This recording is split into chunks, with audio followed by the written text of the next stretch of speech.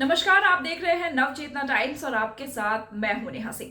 हम लगातार आपके सामने विधानसभा की सीटों का समीकरण लेकर आ रहे हैं। इससे पहले हमने तमाम सीटों के समीकरणों की बात की, अलग अलग विधानसभा क्षेत्रों के सारे सियासी मुद्दे आपके सामने लेकर आए। आज के एपिसोड में बात उन 5 विधानसभा सीटों की जिनमें गजब का सियासी खेल देखने को मिला।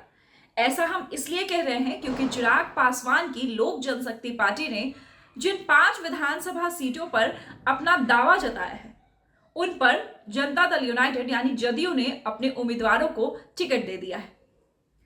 जदयू ने पहले लिस्ट जारी की और इनमें वे 5 सीटें शामिल थी जिन पर लोक जनशक्ति पार्टी रामविलास ने दावेदारी पेश की थी। ये सीटें हैं सोनबरसा, मोरवा, एकमा, राजगीर और गायघाट।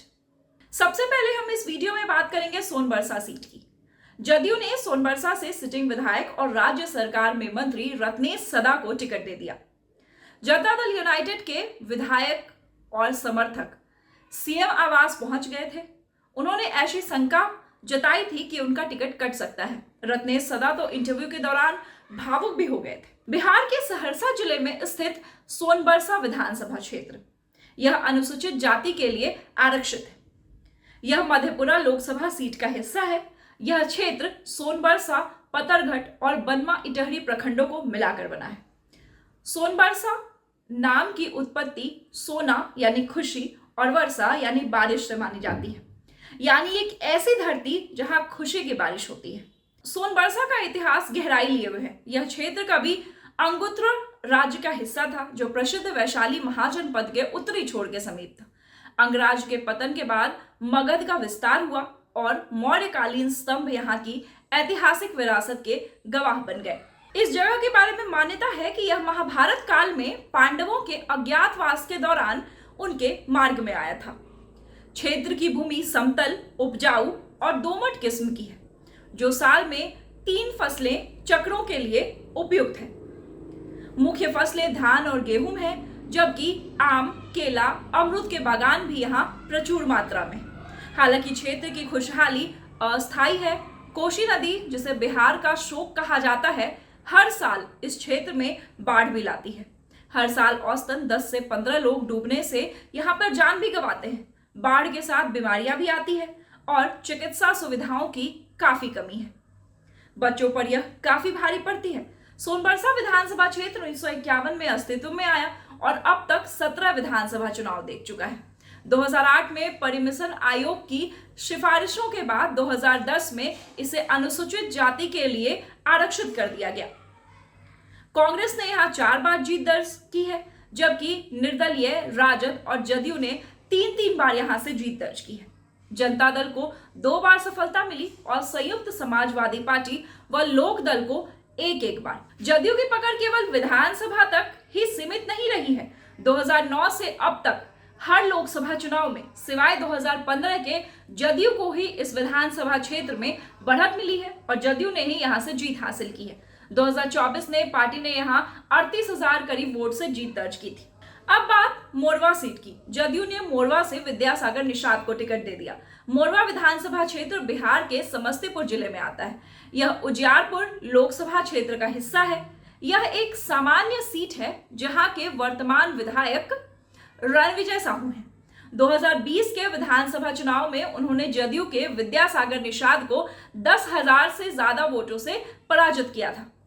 यह सीट 2008 के परिमिशन के बाद अस्तित्व में आई।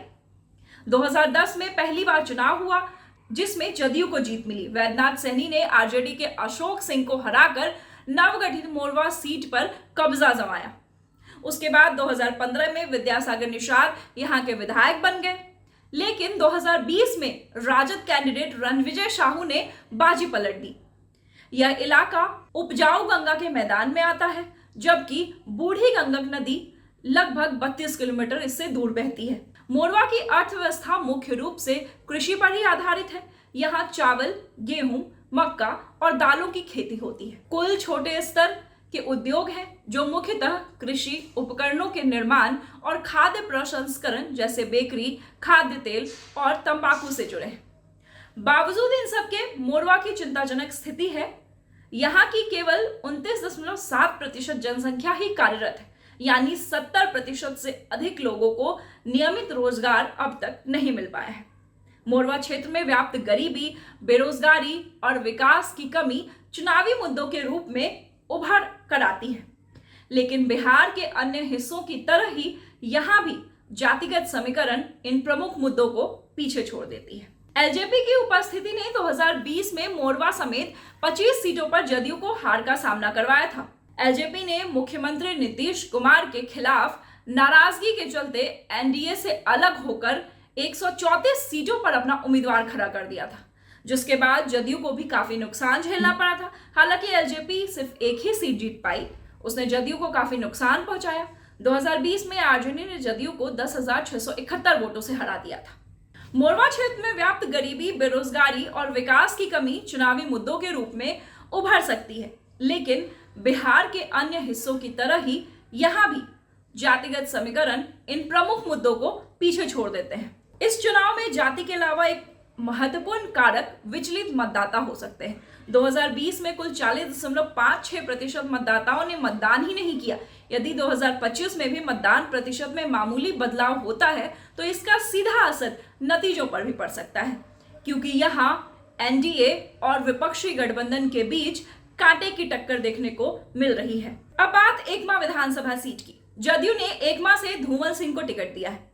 बिहार के सारण जिले में स्थित एकमा विधानसभा महाराजगंज लोकसभा सीट का हिस्सा है। यह क्षेत्र सबसे पहले 1952 में अस्तित्व में आया था, लेकिन 1957 से 2008 तक यह निष्क्रिय रहा। इसके बाद निर्वाचन क्षेत्र पुनः निर्धारण आयोग की सिफारिशों के आधार पर इसे स्थापित किया गया। 2010 विधानसभा चुनाव से यह एक नियमित निर्वाचन क्षेत्र बन चुका है। यह एक सामान्य श्रेणी की सीट है, जिसमें एकमा और लहलादपुर प्रखंड, मंझी प्रखंड के 9 ग्राम पंचायत और एकमा प्रखंड के 3 ग्राम पंचायत शामिल है। एकमा शहर छपरा सिवान रेलवे लाइन पर है और सड़क मार्ग से आसपास के शहरी क्षेत्रों से जुड़ा हुआ है। यह छपरा जिला मुख्यालय से लगभग 35 किलोमीटर पश्चिम में है, सिवान से 25 किलोमीटर और राज्य की राजधानी पटना से लगभग 110 किलोमीटर की दूरी पर है। आसपास के प्रमुख शहरों में महाराजगंज, गोपालगंज और उत्तर प्रदेश का बलिया शामिल है। यह क्षेत्र उपजाऊ घाघरा गंडक मैदानी इलाके में आता है, जहां धान, गेहूं, मक्का और दालों की खेती काफी प्रमुख है।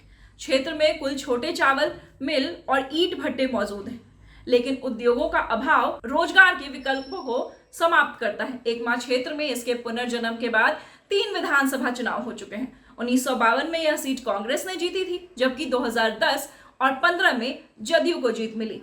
2020 के विधानसभा चुनाव में राजद के श्रीकांत यादव ने जदयू की सीता देवी को इस सीट से हरा दिया था। अब बात गायघाट विधानसभा सीट की। इस सीट से जदयू ने कोमल सिंह को अपना उम्मीदवार बनाया है। गायघाट विधानसभा क्षेत्र बिहार के मुजफ्फरपुर जिले में स्थित एक सामान्य वर्ग की सीट है। इसकी स्थापना वर्ष 1967 में हुई थी और तब से अब तक यहां 14 बार विधानसभा के चुनाव हो चुके हैं। यह क्षेत्र मुजफ्फरपुर लोकसभा क्षेत्र का हिस्सा है। 2008 के परिमिशन आदेश के अनुसार यह विधानसभा क्षेत्र गायघाट और बंदरा प्रखंडों के साथ साथ कटरा प्रखंड के 6 ग्राम पंचायतों को मिलाकर बना है। यह इलाका पूरी तरीके से ग्रामीण है। यहाँ कोई शहरी मतदाता नहीं है। गायघाट की राजनीति में कई दिलचस्प मोड़ आए हैं। महेश्वर प्रसाद यादव ने यहाँ कई बार चुनाव लड़ा और जीत भी हासिल की। 1990 में निर्दलीय, 1995 में जनता दल, फिर 2005 और 2015 में राष्ट्रीय जनता दल यानी राजद के टिकट पर वो विजयी रहे। 2010 में भाजपा की वीणा देवी ने उन्हें हरा दिया, लेकिन 2015 में यादव ने करीबी मुकाबले में उन्हें पछाड़ दिया। 2020 के चुनाव में राजद ने निरंजन राय को मैदान में उतारा, जिन्होंने जदयू के महेश्वर यादव को 7,586 वोटों से हराया। इस चुनाव में लोक जनशक्ति पार्टी यानी लोजपा की कोमल सिंह ने 36,851 वोट हासिल किए, जिससे वोटों का बंटवारा हुआ और राजद को इसका बेहद फायदा मिला। गायघाट उन 25 सीटों में से एक रही जहां लोजपा के वोट काटने की रणनीति के चलते जदयू को हार का सामना करना पड़ा। गायघाट मुजफ्फरपुर जिले के उत्तर भाग में स्थित है, जिसकी सीमाएं औराई, कटरा, मीनापुर प्रखंडों से लगती है। यह इलाका गंडक और बागमती नदियों की वजह से समतल और उपजाऊ है। बंदरा प्रखंड के कुछ हिस्से बाढ़ प्रभावित क्षेत्र में आते हैं। यहाँ का प्रमुख रेलवे स्टेशन गायघाट है, जो समस्तीपुर मुजफ्फरपुर रेल मार्ग पर स्थित है। यह सड़क मार्ग से मुजफ्फरपुर से जुड़ा है, दरभंगा से जुड़ा है और सीतामढ़ी से जुड़ा है। यहाँ की अर्थव्यवस्था मुख्य रूप से कृषि पर आधारित है। धान, गेहूं, मक्का और दालें यहाँ की प्रमुख फसलें हैं। बंदरा क्षेत्र में लीची और आम के बागान हैं। छोटे स्तर पर चावल की मिलें और कृषि व्यापार केंद्र भी स्थानीय अर्थव्यवस्था में योगदान देती है। रोजगार की तलाश में अन्य शहरों में पलायन इस जगह की आम बात है। घरों की आमदनी में रेमिटेंस की भूमिका अहम है। गायघाट एक बार फिर बहुकोणीय मुकाबले की ओर बढ़ रहा है। जहां राजद सीट बरकरार रखने की कोशिश करेगा, तो वहीं भाजपा जदयू लोजपा गठबंधन इसे वापस लाने के लिए रणनीति बना रहे हैं। आम आदमी पार्टी और जन स्वराज पार्टी जैसे नए खिलाड़ी भी मुकाबले में आ गए हैं और इसे रोचक बना रहे हैं। यहाँ का चुनाव एक बार फिर कांटे का टक्कर हो सकता है, जहां हर वोट की अपनी एक कीमत होगी। अब आखिर में इस वीडियो में बात राजगीर विधानसभा सीट की। इस सीट से जदयू ने कौशल किशोर को अपना उम्मीदवार बनाया है। राजगीर जो नालंदा जिले का एक अनुमंडल है, बोधगया के साथ बिहार के सबसे प्रमुख पर्यटन स्थलों में से एक है। माना जाता है कि 5 पहाड़ियों के बीच बसा यह प्राचीन नगर लगभग 4000 वर्षों के इतिहास को अपने अंदर समेटे है। प्राचीन काल में इसे राजगृह कहा जाता था, जिसका अर्थ है राजाओं का निवास। यह नगर हर्यकर, प्रदोत, बृहदर्थ और मगध साम्राज्य जैसे अनेक राजवंशों की राजधानी रहा है। राजगीर हिंदू, बौद्ध और जैन धर्मों में अत्यंत पवित्र माना जाता है। महाभारत में राजगीर को जरासंध का साम्राज्य बताया गया है, एक शक्तिशाली और भयावह राजा जो अपनी सैन्य ताकतों के लिए प्रसिद्ध था। भगवान श्री कृष्ण पांडवों के साथ राजगीर आए थे ताकि इस अत्याचारी राजा से लोगों को मुक्ति दिलाई जा सके। गौतम बुद्ध और जैन धर्म के 24वें तीर्थकर भगवान महावीर ने राजगीर में लंबा समय बिताया था और महत्वपूर्ण उपदेश भी दिए थे। यह भी माना जा रहा है कि 12वें तीर्थकर मुनि सुव्रतनाथ का जन्म यहीं पर हुआ था। उनके नाम पर बना प्राचीन मंदिर आज भी वहां स्थित है। साथ ही कई अन्य जैन मंदिर भी हैं। सम्राट अशोक ने बौद्ध धर्म के प्रचार प्रसार के लिए राजगीर को एक आधार के रूप में प्रयोग किया। एक अद्भुत 2500 वर्ष पुरानी साइक्लोपियन दीवार आज भी वहां पर विद्यमान है, जिसे रक्षा और बाढ़ नियंत्रण के लिए बनाया गया था। राजगीर में स्थित ब्रह्मकुंड एक पवित्र गर्म जल स्रोत है, जहां 7 अलग अलग झरनों का जल एकत्र होता है। यह भी माना जाता है कि इस जल में स्नान करने से अनेक रोगों से मुक्ति मिलती है। राजगीर से मात्र 12 किलोमीटर दूर नालंदा महाविहार स्थित है, जबकि जिला मुख्यालय बिहार शरीफ 25 किलोमीटर और राज्य की राजधानी पटना 110 किलोमीटर दूर है। गया वहां से 75 किलोमीटर की दूरी पर है। राजगीर 1957 में विधानसभा क्षेत्र के रूप में अस्तित्व में आया था और इसे अनुसूचित जातियों के लिए आरक्षित किया गया। यह नालंदा लोकसभा क्षेत्र के 7 विधानसभा क्षेत्रों में से एक है। अब तक राजगीर ने 16 बार चुनाव देखे हैं और यह सीट भारतीय जनता पार्टी यानी भाजपा के बारे में यह धारणा तोड़ती है कि यह केवल सवर्णों की पार्टी है। भाजपा ने यहां 9 बार जीत दर्ज की है, जिसमें 2 बार भारतीय जनसंघ के रूप में भी शामिल है। कांग्रेस, सीपीआई और जदयू ने यहां से 2-2 बार जीत हासिल की है। जनता पार्टी ने 1 बार जीत दर्ज की है। भाजपा के सत्यदेव नारायण आर्य, जो आगे चलकर त्रिपुरा और हरियाणा के राज्यपाल बनाए गए, उन्होंने यहां से 8 बार जीत दर्ज की, जिसमें 1977 का जनता पार्टी के टिकट पर लड़ा गया चुनाव भी शामिल है। 2015 में उनकी हार हुई, जब जदयू के रवि ज्योति कुमार ने उन्हें 5390 वोटों से हरा दिया। बाद में जब भाजपा और जदयू ने पुनः गठबंधन कर लिया, तब 2020 में जदयू के कौशल किशोर ने कांग्रेस में जा चुके रवि ज्योति कुमार को 16,048 वोटों से पराजित किया था। तो ये था उन 5 सीटों का विश्लेषण जो गई तो सीट बंटवारे में एलजेपी के पाले में थी, लेकिन नीतीश कुमार ने यहां पर अपने उम्मीदवार उतार लिए।